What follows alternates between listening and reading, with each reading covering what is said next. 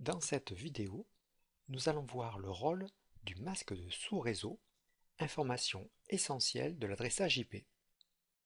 En effet, lorsque l'on travaille sur un réseau, nous devons maîtriser l'ensemble des IP utilisables, c'est-à-dire qui vont pouvoir communiquer entre elles.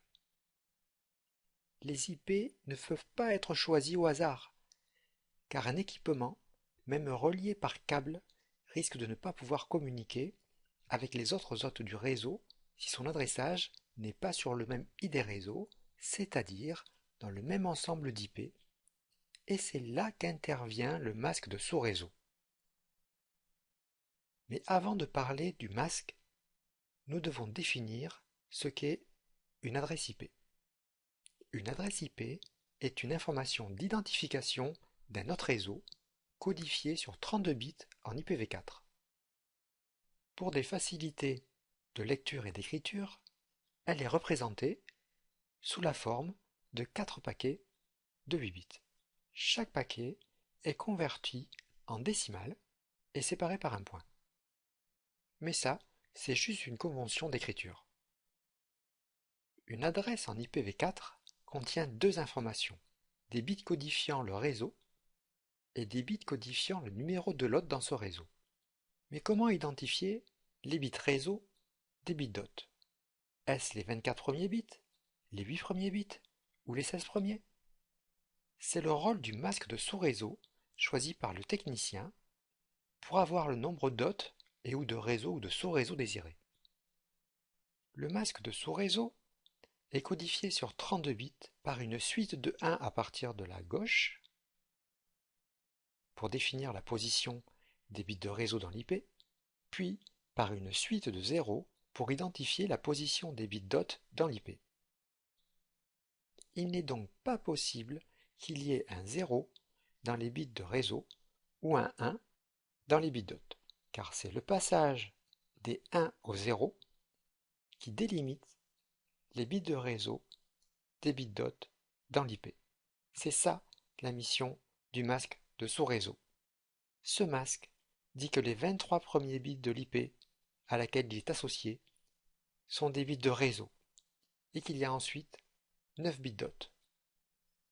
En notation cidre, le masque est représenté par slash suivi du nombre de bits à 1 dans le masque, soit slash 23 dans notre exemple.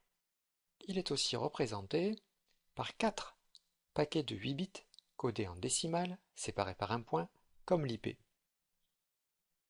Maintenant que nous avons vu la constitution d'une IP et d'un masque, voyons comment calculer l'ensemble des IP définis par l'association d'une IP et de son masque. Pour calculer l'ID réseau d'une IP, il faut partir de son masque de sous-réseau. Pour la démonstration, je choisis de partir de l'adressage du routeur sans fil du schéma précédent, plus précisément de son masque de sous-réseau. Convertissez ce masque en binaire.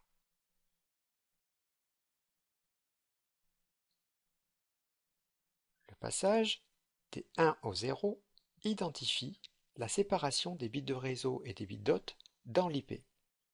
Ici, la séparation est au 23e bit. Ça y est, le masque a rempli sa mission. Il ne va plus nous servir. Maintenant, convertissez l'IP du routeur sans fil en binaire.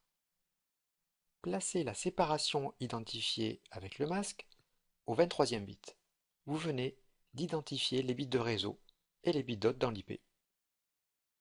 Pour calculer l'ID réseau, annulez tous les bits d'hôte et convertissez l'ID obtenu en décimales. Voilà notre ID réseau en slash 23.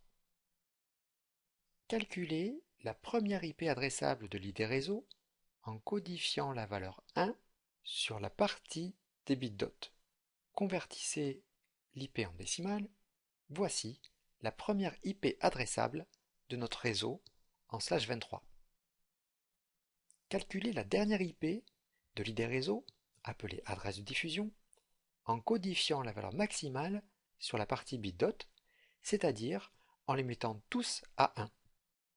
Convertissez l'IP obtenue en décimales. Voici l'adresse de diffusion.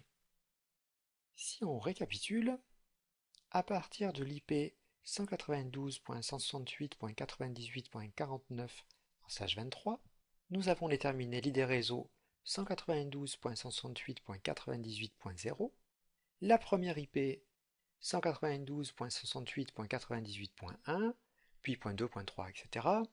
Et nous avons déterminé la dernière IP, appelée adresse de diffusion, 192.168.99.255. Cette adresse ne peut pas être affectée à un hôte car elle est réservée, tout comme l'ID réseau. Maintenant que nous maîtrisons notre ensemble d'IP, nous allons pouvoir corriger l'IP de l'imprimante pour qu'elle communique avec les autres hôtes du réseau. Nous pouvons choisir une IP entre 192.168.98.1 et 192.168.99.254, par exemple 192.168.98.24, qui n'est pas déjà affecté à notre hôte. Nous veillerons bien sûr à ne pas choisir une IP distribuée par le serveur DHCP, mais cela, c'est l'objet d'une autre vidéo.